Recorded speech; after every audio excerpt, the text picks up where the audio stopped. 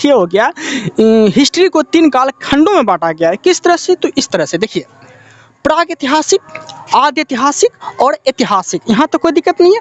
प्रागैतिहासिक का आपको इंग्लिश में बोलेगा, क्या बोलने के लिए? प्रागैतिहासिक का अगर इंग्लिश बोलेंगे आप लोग तो क्या बोलेंगे? Pre historic era. क्या बोलेंगे? Pre historic era. और आद्य ऐतिहासिक का अगर बोलेंगे इंग्लिश में तो क्या बोलेंगे? Pre to historic era. यहाँ तो कोई दिक्कत नहीं। और ऐतिहासिक का बोलेंगे तो हिस्टोरिक एरा। यहाँ तो कोई दिक्कत नहीं है। अब आगे प्रागैतिहासिक। प्रागैतिहासिक के जो लोग रहा करते थे वो लिखना पढ़ना नहीं जानते थे, इसलिए यहाँ कोई लिखित साक्ष्य नहीं मिला है। कहाँ पे? तो प्रागैतिहासिक काल में। ओके, तो यहाँ लिखित साक्ष्य नहीं मिला। क्यों नहीं मिला? क्योंकि यहाँ के लोग जो थे ये लिखना पढ़ना जानते ही नहीं, तो लिखिए क्या? इसलिए यहाँ पे कोई लिखित साक्ष्य नहीं मिला है। समझते हैं आगे। प्रागैतिहासिक। प्रागैतिहासिक काल का आपसे टाइम पीरियड पूछेगा तो क्या बोलेंगे? 35,000 बीसी से 2500 बीसी। क्या बोलेंगे? 35,000 बीसी से 2500 बीसी। बीसी का अर्थ क्या बोले थे हम? Before the Jesus Christ. कहने का अर्थ ये हो गया ईसा मसीह के जन्म के पहले की बात। ये हम पहले वीडियो में देख चुके थे। ठीक है, अब समझते हैं आगे। ठीक है, प्रागैतिहासिक को किस आधार पर बांटा गया है? तो कहने का अर्थ ये हो गया, यहाँ जो है ना पत्थर का प्रयोग हुआ था। ठीक है, यहाँ जो है पत्थर का प्रयोग हुआ करता था, इसी को कहा जाता है पाषाण काल। यहाँ पत्थर का प्रयोग हुआ था, इसी को क्या कहा जाता है? पाषाण काल। और पाषाण काल को इंग्लिश में क्या बोलते हैं? Stone age.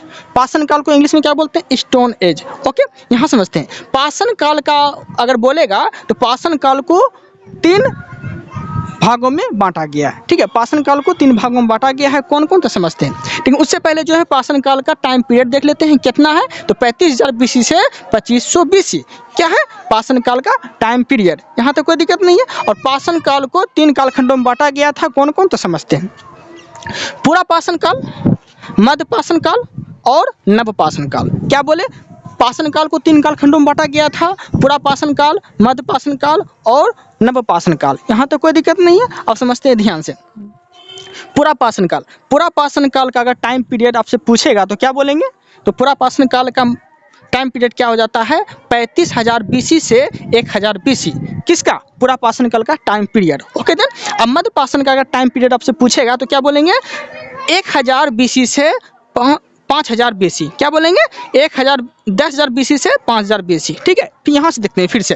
35,000 बीसी से 10,000 बीसी, ये किसका हो गया टाइम पीरियड? तो पूरा पाषाण काल का टाइम पीरियड हो गया। Okay then. और मध्य पाषाण काल का टाइम पीरियड आपसे पूछेगा तो क्या बोलेंगे? 10,000 बीसी से 5000 बीसी। ठीक है, यहाँ तो कोई दिक्कत नहीं है। और आपसे नव पाषाण का टाइम पीरियड का पूछेगा तो क्या बोलेंगे?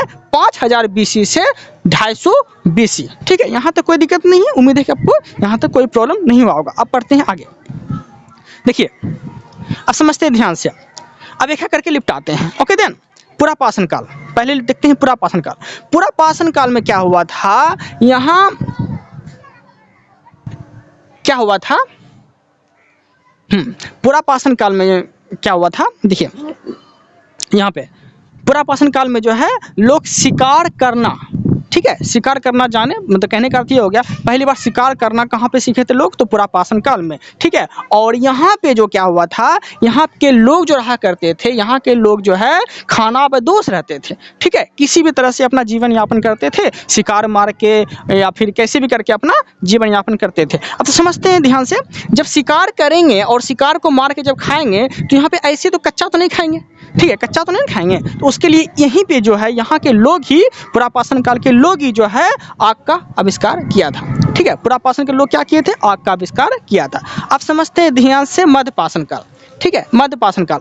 मध्य पाषाण काल में क्या हुआ था? पशुपालन करना स्टार्ट हुआ था। ठीक है, मध्य पाषाण काल के जो लोग रहा करते थे यहाँ पे सबसे पहले पशुपालन करना स्टार्ट हुआ था। और पशुपालन में सबसे पहले जो जानवर था, पशुपालन था, वो कौन था? तो वो था कुत्ता। ठीक है, पहला पालतू जानवर अगर पूछेगा आपसे तो क्या बोलेंगे? कुत्ता। और ये पशुपालन करना किस काल में प्रारंभ हुआ था? तो मध्य पाषाण काल में प्रारंभ हुआ था। ठीक है, और पहला पशु क्या वो होगा? कुत्ता। यहाँ तो कोई दिक्कत नहीं है। आप समझते हैं ध्यान से। ठीक है, आगे मध्य पाषाण काल। देखिए यहाँ पे है मध्य पाषाण काल।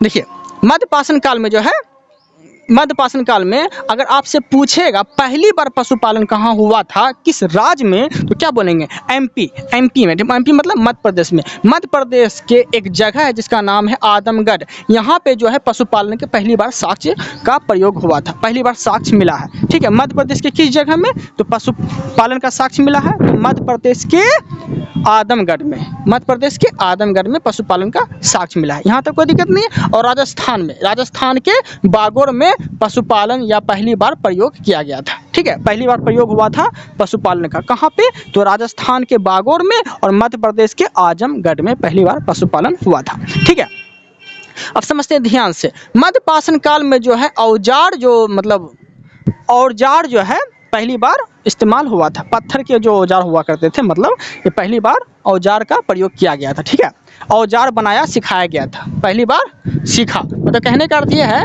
मध्यपाषाण काल में जो है पहली बार लोग जो है औजार बनाना सीखा। ठीक है, यहाँ तक कोई दिक्कत नहीं है। उम्मीद है कि आप लोग को यहाँ तक कोई प्रॉब्लम नहीं होगा। आगे जो पढ़ने वाले हैं मध्यपाषाण काल के आगे पढ़ेंगे, जिसमें कि नवपाषाण काल आता है।